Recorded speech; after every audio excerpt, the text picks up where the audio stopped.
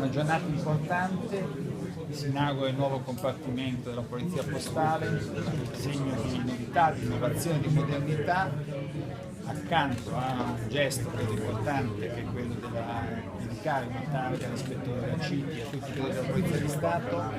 la riaffermazione di una peculiarità della Polizia Postale, una struttura fortemente professionale impegnata nel contrasto e nella prevenzione di reati informatici, dalla pedopornografia, alle frodi informatiche, a tutto quello che è il commercio elettronico, al tema dell'home banking, ma oggi impegnata su un nuovo versante che è quello del monitoraggio delle fonti e di quelle che possono essere minacce terroristiche.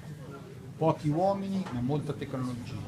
risorse sicuramente limitate ma grandi professionalità. Si indaga non su un territorio fisico ma su un territorio virtuale che non ha confini, quindi un territorio globale, ma che spesso insiste in un territorio fisico e quindi una capacità di legare una dimensione quasi internazionale, quasi globale, quasi interplanetaria a una dimensione locale. Ecco perché